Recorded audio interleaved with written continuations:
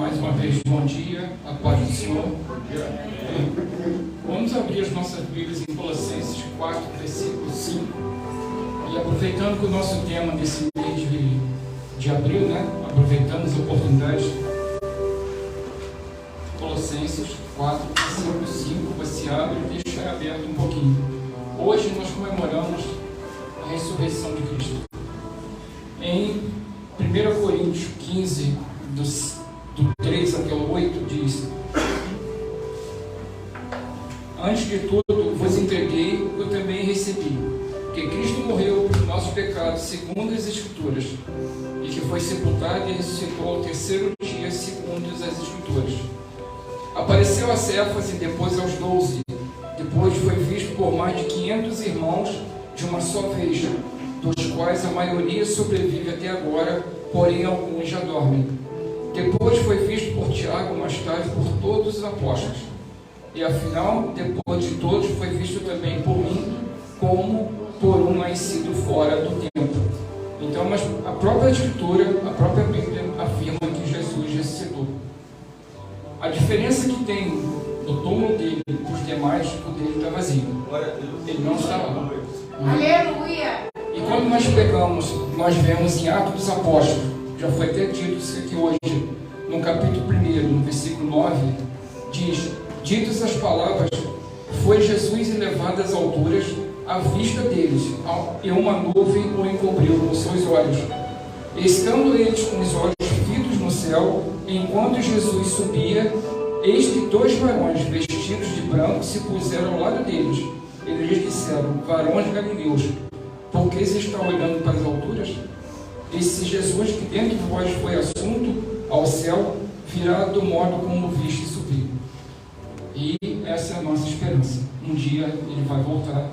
Ou seremos arrebatados, ou morreremos e seremos levados para perto dele. Aleluia. Mas a mensagem de hoje está em Colossenses 4, no versículo 5, que diz: portai-vos com sabedoria para os que são de fora, aproveitai as oportunidades. Ainda falando sobre Jesus ressuscitado é a razão da nossa fé. Então nós acreditamos e nós sabemos, pelas Escrituras que eu acabei de ler, que a razão da nossa fé é a sua ressurreição. A certeza que viveremos o presente, a esperança para guardarmos a nossa plena redenção, a nossa salvação. A nossa salvação vem dele. Somente dele é a nossa salvação. A ressurreição de Cristo significa que igualmente a ele ressuscitaremos da morte para a vida eterna, que passaremos do pecado para a salvação, da injustiça para a justiça eterna. Ele está vivo, assentado à direita do Pai, intercedendo por nós como um verdadeiro advogado fiel. Então, uma pequena homenagem que eu fiz a Jesus, provando pelas Escrituras que ele está vivo, porque muita gente duvida que ele realmente morreu. Há várias teorias e não compete a gente aqui agora ficar falando sobre cada uma delas, mas existem várias que não morreu, que ali foi um teatro montado pelos apóstolos, mas eu mostrei na Escritura que ele morreu, que ele subiu aos céus, e em dado momento ele virá buscar a sua igreja, e nós passaremos a eternidade com ele, e ai daquele que ficar. Em Colossenses 4, 5 diz: portai-vos com sabedoria para os que são de fora, aproveitai as oportunidades. Quando Paulo fala portai-vos com sabedoria para os que são de fora, Paulo está falando do nosso testemunho. Temos a responsabilidade de nos portar com sabedoria, uma referência clara à nossa vida diária. O não cristão, ele observa a gente. A gente pensa que não, mas ele observa. Observa como a gente fala, como a gente senta, como a gente levanta, como a gente reage. Nos mínimos detalhes ele observa a gente. Os de fora, ainda não salvo, observam as questões com espírito bastante crítico. Não se deve ter coisa alguma na nossa vida que coloque o testemunho em risco. Uma certa ilustração fala que havia uma igreja num determinado local, e essa igreja, o pessoal resolveu sair para fazer evangelismo e viram um estabelecimento comercial aberto e foram ali falar de Jesus para aquela pessoa. Chegando ali para aquela pessoa, o dono do estabelecimento perguntou: fulano é membro da igreja de vocês? Sim, ele é membro. Porque ele aqui ele compra as coisas e não paga. Como que o pessoal que está fazendo evangelismo ia falar alguma coisa se o próprio cristão estava dando mau testemunho? Então a nossa vida tem que refletir a imagem de Cristo. Nós temos que ser imagem e semelhança de Deus, não é? E quando nós vamos testemunhar, nós podemos testemunhar de duas formas. A primeira, falando. A primeira forma de testemunhar é contar o que sabe. Essa é a forma e é o que chamamos de depoimento. A testemunha fala tudo o que sabe, declarando ser verdade. Como cristãos, devemos falar da palavra de Deus e de tudo que o Senhor fez em nossas vidas. Não podemos ficar calados. Atos 1:8, Deus fala para eles serem suas testemunhas em Samaria, Judéia, até os confins da terra, né? E contando, falando de todo o ministério que Jesus fez quando andava com eles. No começo, o evangelho foi só para os judeus ali, mas a partir da morte de Estevão, do apedrejamento de Estevão, que eles começaram a sair de Jerusalém, o evangelho chegou até a gente. E depois, Paulo tem um encontro com Jesus, e ali ele começa a ser preparado para poder pregar o evangelho, escrever as cartas que escreveu, para o evangelho chegar até a gente. Praticando, a segunda forma de testemunhar é a mais poderosa. A vida do cristão deve ser um testemunho, uma carta viva. Um verdadeiro servo de Deus testemunha até de boca fechada. Nada adiantaria falar se as pessoas não virem na prática o que você diz. Assim estaria desmentindo a si mesmo. Por isso é preciso viver antes de falar. Então, a nossa vida cristã tem que refletir a imagem de Deus. Aquilo que nós falamos tem que ser realmente aquilo que nós estamos dizendo. A gente não pode ser um na igreja, outro em casa. Eu me lembro, no começo da minha caminhada, eu frequentava uma igreja, não aqui no Rio, que chegou uma criança perto do pastor e falou assim: pastor, eu queria morar na igreja. Aí o pastor perguntou: mas por que você quer morar na igreja? Ah, porque meu pai aqui é aqui meu pai não me bate, aqui meu pai não briga comigo, e em casa ele me bate, a casa me tortura. Não podemos. Temos que ser a mesma coisa que nós somos na igreja, nós temos que ser também em casa, a mesma coisa. Não podemos ter dupla personalidade. E na parte B do versículo, onde Paulo fala: aproveitar as oportunidades. Aí eu vou aproveitar que a Luciana está ali. Devemos aproveitar as oportunidades para anunciar as boas novas do Evangelho para as pessoas, né? Se nosso tema esse mês é aproveitar as oportunidades, então nós temos que aproveitar as oportunidades para anunciar as boas novas. A tempo fora de tempo. Na escola, no trabalho, né? Aonde você estiver, para o seu vizinho, né? Aonde colocar a planta dos pés, ou aonde Deus nos direcionou. Uma vez eu fui com ela para Campo Grande, pegamos 790, cheio, e Deus falou assim: levanta e prega. Levantei e preguei. E uma pessoa dentro do ônibus estava precisando ouvir o que eu falei. Bom, aproveitei a oportunidade. A palavra grega, kairos, traduzida por oportunidades, não quer dizer tempo marcado em minutos, horas e dias, mas uma porta aberta para o serviço do Evangelho. Então nós temos uma porta aberta para pregar o Evangelho. Quem estava no culto, quem estava na quinta-feira, acho que quinta-feira, foi quinta ou foi segunda, não estou lembrado agora, falou sobre a grande comissão. E nós devemos ir. Segunda-feira, nós devemos fazer a grande comissão. Pregar o Evangelho, fazer discípulos. Porque o Evangelho vai mudar a pessoa. Não adianta você pegar um monte de moradores de rua, morando na rua, morando numa praça. E você vai ali, você vai oferecer um café, você vai oferecer um bolo. Eles vão continuar ali. Se você for a Madureira, do lado do viaduto de Madureira, você vai ver que ele tem um grupo de pessoas que todo dia, de manhã cedo, eles se reúnem para tomar um café. Na hora do almoço, eles se reúnem para poder almoçar. No final da tarde, eles se reúnem para poder ter alimentação. Mas essa alimentação não vai mudar a vida deles. O que vai mudar a vida deles é o Evangelho. Eles precisam ser confrontados com a vida que eles estão, com o poder do Evangelho, com o poder da palavra, para ter as suas vidas mudadas e saírem da rua. É isso que eles precisam, é isso que nós temos que fazer. Precisamos ter uma boa palavra certa para cada circunstância. A nossa palavra tem que ser temperada com sal. Temos que ter sabedoria. Jesus fala em Mateus que o próprio Espírito Santo vai colocar em nossos corações aquilo que nós temos que falar e aquilo que nós temos que dizer. Que os apóstolos não ficassem preocupados, mas que Deus ia dar a palavra certa. E na hora do evangelismo, Deus vai dar a palavra certa, vai dar o que nós precisamos fazer, vai dar as instruções que nós precisamos fazer. Paulo aproveitou a sua prisão em Roma para evangelizar a guarda pretoriana e para escrever as cartas à igreja. Paulo não ficou parado. Ele está preso. Estou preso aqui, então não vou fazer nada. Vou comer, vou beber, vou dormir. Nada disso.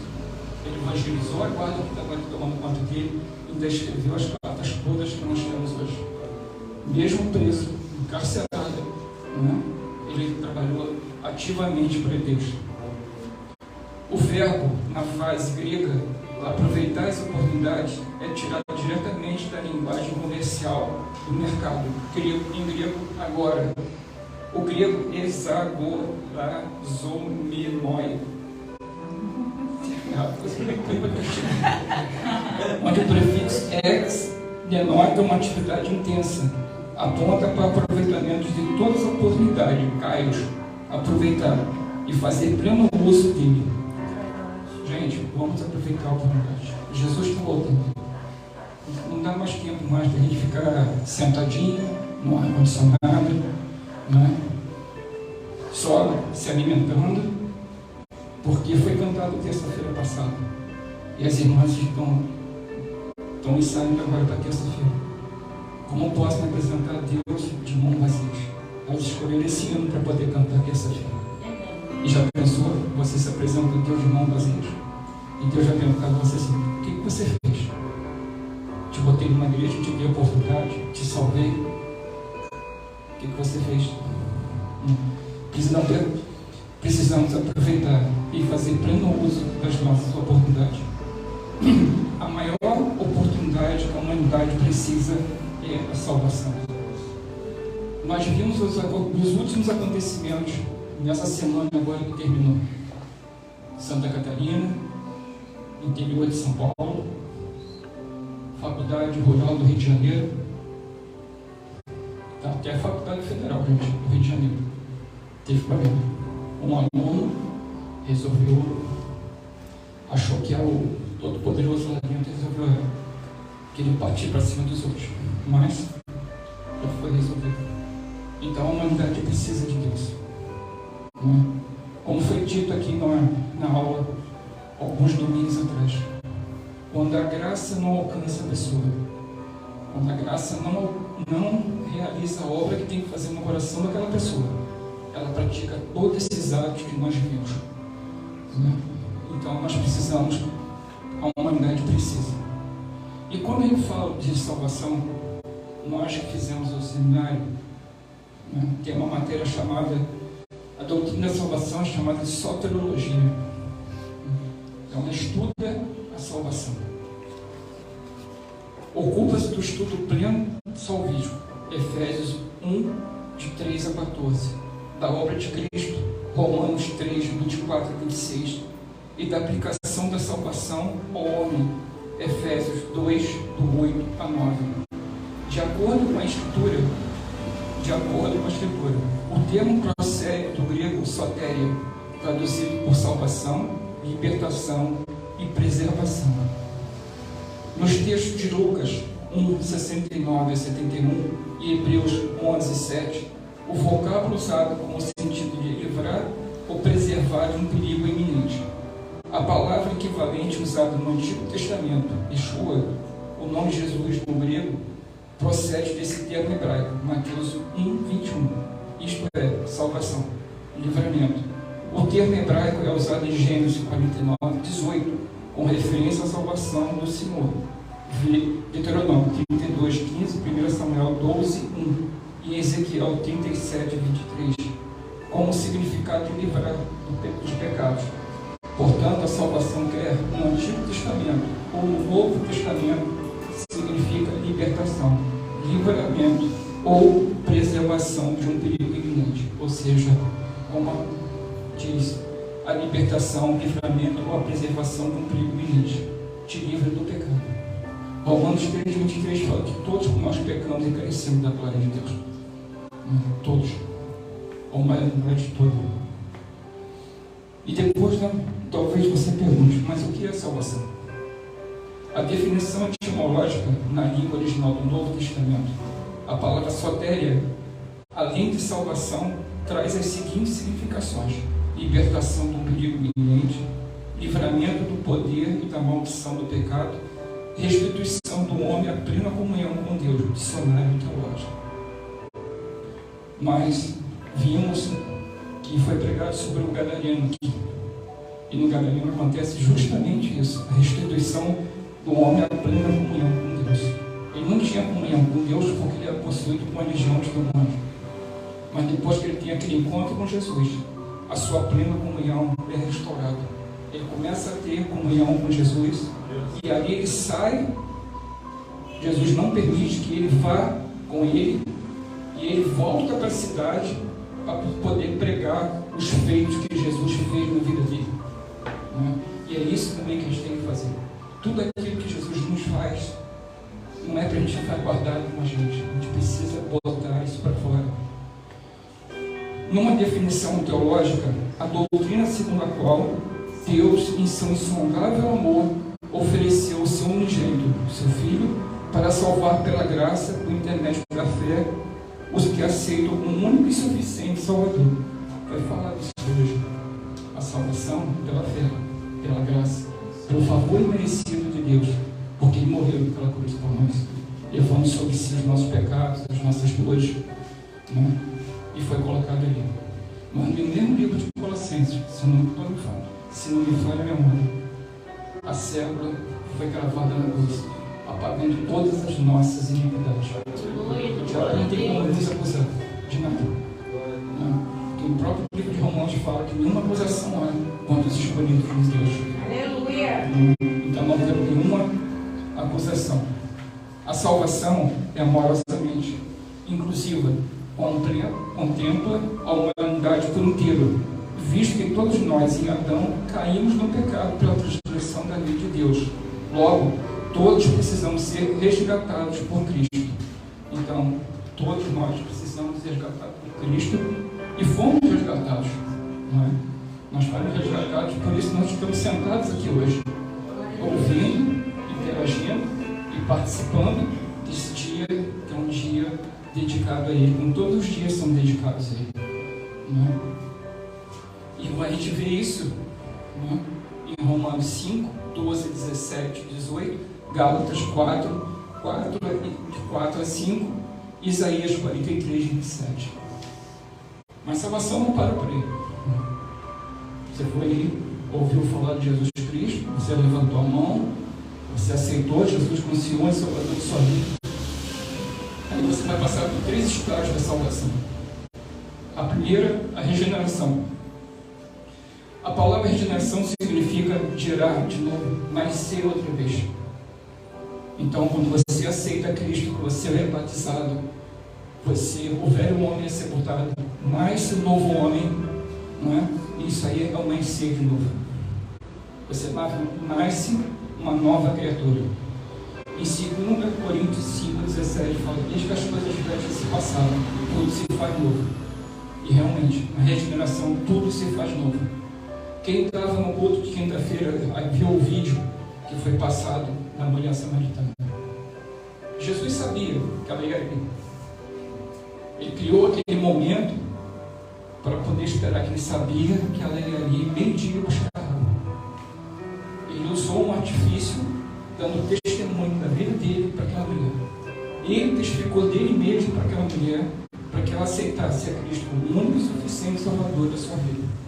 E o mais interessante que chama a atenção, que quando ela tem um encontro, que ela vê que Cristo a salvou, ela larga tudo para trás e volta correndo para a cidade. Os próprios apóstolos falaram para ela: você não vai levar seus campos? Não, deixa tudo aí. E ela realmente deixou tudo para trás. E na regeneração você larga tudo. Você larga todos os seus fardos, todo o seu peso, você larga para trás. Você é uma nova caminhada. Mês que vem teremos batismo. E nós vamos ver isso na prática. A regeneração é a obra fundamental e instantânea de Deus, que concede gratuitamente ao pecador uma nova vida espiritual através de mérito de Cristo. E é uma nova vida, onde você tem que ler a palavra de Deus, você tem que orar, você tem que jejuar e, acima de tudo, ser discipulado por uma pessoa mais velha. Estenda a mão, que ande com você até você poder caminhar sozinho. É a natureza divina operando no crente por intermédio da ação do Espírito Santo. 2 Pedro 1, de 1 a 5. É o Espírito Santo trabalhando na vida daquela pessoa. É o Espírito Santo trabalhando, tirando tudo aquilo que não presta, tudo aquilo que é ruim, todos os hábitos nocivos, a mente nociva às coisas de Deus. Então o Espírito Santo vai limpando aquilo tudo ali. E para que a regeneração? Primeiro, para se entrar, é necessário para entrar no céu. João 3. A gente precisa estar regenerado. No céu não entra qualquer um. Para resistir ao pecado, 1 João 3,9. Para ter uma vida de retidão, 1 João 2,9. Então nós precisamos da regeneração. É a primeira fase da salvação. A segunda fase da salvação é a justificação. É um termo forense e traz esta rica conotação: declarar alguém justo, como se este jamais houvera cometido qualquer iniquidade. Você aceitou a Cristo, você passou pela regeneração, agora Deus te justifica. Nenhuma condenação mais sobre você. Nenhuma. Porque você foi justificado por Cristo. Nós iremos, não foi dado, nós aprendemos que nós vamos comparecer perante Cristo, não para ser condenados, mas para recebermos o galardão das coisas que nós fizemos, porque nós estamos justificados. E cada um de nós foi selado com o Espírito Santo. Cada um de nós tem uma marca do Espírito Santo. E isso que faz a diferença.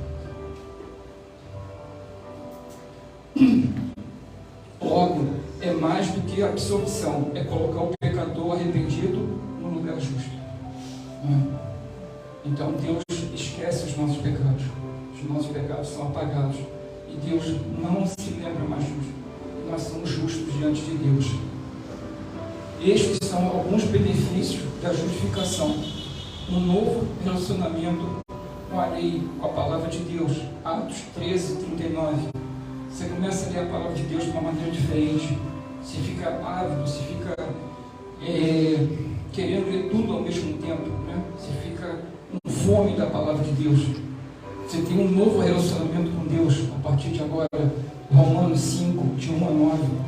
Você tem uma nova concepção sobre a própria culpa. Você começa a ver que você era um pecador, que agora você não é mais um pecador, que você foi justificado, você foi regenerado por Deus, e agora você começa a andar com Cristo. Uma nova perspectiva quanto ao futuro, Tito 3,7. Porque antes de você aceitar, você não tinha essa perspectiva quanto ao futuro. Você sabia que ia morrer, mas você não sabia para onde vai. Mas no momento que você aceita Cristo, que você é regenerado, que você é justificado, você já tem uma perspectiva quanto ao seu futuro. E essa perspectiva é a vida eterna. É onde nós vamos nos encontrar. E por último, a outra fase da salvação é a santificação. Tendo por base a graça divina, a santificação leva o crente a separar-se do mundo, de sua filosofia de vida e das suas vis concupiscências, a fim de consagrar-se totalmente a Deus e ao serviço do seu reino. E próprio Hebreus fala que sem santificação ninguém vai ver a Deus. E essa santificação ela nos leva, entendeu, a nos afastar do mundo, das coisas do mundo, das práticas do mundo. E nós só temos vontade de praticar as coisas de Deus, de ser obediente naquilo que Deus quer que a gente faça. Não é? E aí eu quero abrir, como diz o pastor Edna, colocar um parênteses. Eu até comentei isso com o Edilson. Terça-feira eu estava na consagração. Não sei por que me veio esse pensamento aqui agora, mas terça-feira eu estava na consagração. Terminou a consagração e eu tinha que ir em Vila Isabel, no Detran, para poder ver a minha carteira de identidade que está em exigência, e esse processo está desde fevereiro. Saí daqui e quando chegou aqui na esquina, na primeira esquina aqui, eu ia seguir em frente. Deus não deixou eu seguir em frente. Deus mandou dobrar à direita. E eu comecei a fazer um percurso como que eu fosse para casa. Quando eu chego na esquina do seminário, quem que eu encontro? Seu Romildo. Aí eu comecei a conversar com ele. Agora, se eu não obedeço a Deus, se eu não faço o que Deus queria que eu fizesse, eu não ia encontrar com ele. Eu não ia falar com ele, não ia conversar com ele. Eu ia passar batido. Não era a minha intenção ir por ele. Mas olha só, quando você tem essa santificação com você, você se consagra totalmente a Deus, ao seu serviço, você faz essas coisas. Porque é o Espírito Santo que te direciona para o que você tem que fazer. Você não faz mais aquilo que você quer fazer. E depois que eu deixei ele, eu fui e peguei o ônibus, porque eu peguei lá para Vila Isabel. Fiquei quase uma hora no ponto esperando, debaixo de um sol quente. Eu falei, eu tenho que ir. Peguei o ônibus. Gente, é igual o batismo no ônibus. Quando chegou em abolição, o que quebra? O ônibus quebrou. Meu Deus. Aí eu falei, sabe uma coisa? Eu vou para casa. Fui para casa, voltei para casa, não fui. E o interessante é que quando eu entrei no ônibus, próximo de chegar à abolição, uma voz falou comigo assim, não vai. Eu já fiquei pensando assim, naquilo que eu estou pensando, o ônibus dobra uma curva direita e para. Parece que vê alguma coisa assim, tirou toda a força do ônibus. O ônibus não ia nem para frente nem para trás. Eu falei, sabe uma coisa? Eu vou ir para casa. E vim embora para casa. Isso é que é consagrar-se totalmente a Deus do seu serviço. É você ficar submisso à ordem de Deus. Quando Deus fala uma coisa, não vá, não faça. Se Deus não quer você ir para casa, vai para casa. Seja sensível à voz de Deus. A gente precisa se esvaziar de nós mesmos para podermos ser sensível à voz de Deus, ouvir o que Deus quer para a gente. Ele, como nosso Pai, sabe o que é o melhor para a gente. Às vezes, e se eu fosse, eu poderia ter descido ali, pegado um outro ônibus e podia ter ido. Mas o que poderia ter me acontecido lá na frente? Não sei. Se Deus mandou voltar para casa, voltei. Cheguei em casa e eu até se assustou comigo, mas você já está aqui já? Eu nem fui. Voltei. A santificação é um processo. E a regeneração é um ato instantâneo. A santificação é um processo através do qual o homem continuamente torna-se, pela ação do Espírito Santo, mais parecido com Deus. E a santificação é um processo. Ela vai até o final da nossa vida. E a cada dia que passa, a gente vai sendo santificado, vai sendo transformado, até nós chegarmos à imagem e semelhança de Deus. Para poder fazermos tudo aquilo que Deus quer que a gente faça. Os propósitos da santificação. levar o homem a identificar-se com o seu Criador. Levítico 9, 2, Gálatas 2, 19. Então a gente vai se aperfeiçoando cada vez mais. Constranger o homem a dedicar-se ao serviço de Deus. Nós ficamos inclinados a trabalhar para Deus, a fazer a obra de Deus que a gente tem que fazer. Êxodo 19, 6. Os meios de santificação. Estes são os meios através dos quais Deus opera em nós a santificação, pela palavra. João 17, 17. Foi dito aqui de manhã. Gente, leia a palavra de Deus. É muito importante você ler a palavra de Deus. Nós estamos para começar evangelismo em hospitais. Se alguém te confrontar e você não souber a palavra de Deus, você vai passar perto. Eu estou lendo um livro chamado A Ira Vindoura.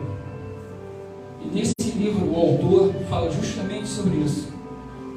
Que ele escreveu um outro livro. Não é? E ele foi convidado a falar desse livro que ele escreveu. E quem o convidou foi um ateu. E quando ele chegou lá, o ateu começou a colocar situações para ele, para ver se ele escorregava. Mas como ele conhecia a palavra de Deus, ele conseguiu rebater todas as coisas colocadas pelo ateu. No final, o ateu se rendeu e aceitou a Deus. Então, a gente precisa saber da palavra de Deus. Você pode estar num local, alguém te confrontar alguma coisa. Não vai dar tempo de você. Peraí, deixa eu procurar aqui. Não liga para os pés, não vai dar tempo também não. Vai ter que saber. E hoje existem várias versões da Bíblia. Quando eu comecei, praticamente só tinha atualizado e corrigido. Hoje você tem NVI, você tem transformadora, você tem a linguagem de hoje. Todas são a palavra de Deus. Difere é a tradução delas, mas a palavra é a mesma. Então leia uma tradução mais fácil de você entender. Se você não conseguir ler numa corrigida, numa atualizada, procure uma versão que você consiga ler e você consiga entender a palavra de Deus. Não é? A santificação pelo sangue de Jesus, Hebreus 13, 12. Não é? E é o sangue de Jesus que nos purifica. É o sangue de Jesus que foi vertido naquela cruz por nós. E pelo Espírito Santo. 2 Tessalonicenses 12, 2, 13. Não é? Porque ele vai trabalhando em nossas vidas, vai tirando tudo que tem impureza, vai tirando tudo que não presta. E por último, a fé em Deus, Atos 26, 18. Como foi dito, a fé. A mulher ali, quando ela abre a boca para lá, cara, sai de baixo. O que acontece? Uma vez também ela saiu, começou a arrumar um maior temporal, a gente não estava aqui ainda. E ela orou para que Deus segurasse a chuva. E não é que Deus segurou a chuva. E quando ela entrou em casa, que abriu a porta de casa, que fechou a porta de casa, a chuva veio. Acontece. Então, meus amados, eu quis trazer isso para vocês hoje. Vamos aproveitar todas as nossas oportunidades que Deus colocar nas nossas mãos. A gente já viu que aproveitar a oportunidade está na Bíblia. Colossenses 4 e 5. Vamos aproveitar todas elas. Aproveitou, aproveite. Se prepare. Se prepare, porque Jesus está voltando. Entendeu? Olhe para dentro de si mesmo. Veja se você precisa fazer alguma coisa, consertar alguma coisa. Não é? E concluindo essa mensagem, como é maravilhoso experimentar a salvação em Cristo Jesus. É ótimo. Quem não experimentou a salvação em Cristo não sabe o que está perdendo. Entendeu? E para você experimentar uma coisa, eu vou usar até uma ilustração aqui, que é: você pega uma laranja, você descasca uma laranja, você vai provar aquela laranja, você vê que a laranja é boa. A salvação é a mesma coisa. Quando você prova, você não quer mais sair. Quando você prova da salvação, quando você começa a provar o poder de Deus na tua vida, o poder que Deus faz as coisas, as orações que você faz, que Deus responde, você não quer mais sair. Todavia, o melhor ainda está por vir. Quando Ele voltar para buscar a sua igreja, haveremos de experimentar a salvação em toda a sua plenitude. Aí nós vamos ver Deus como Ele realmente é, da maneira que Ele é, como Ele é, do jeito que Ele é. Conforme ensina o apóstolo Paulo, os salvos seremos transformados num abrir e fechar de olhos, antes do toque da última trombeta. E assim estaremos para sempre com o Senhor. E eu deixo uma reflexão, até para aqueles que estão nos ouvindo pela transmissão. Você já experimentou a salvação? Se você não aceitou ainda a salvação, aceite a Cristo imediatamente. Eu agradeço a minha oportunidade em nome de Jesus.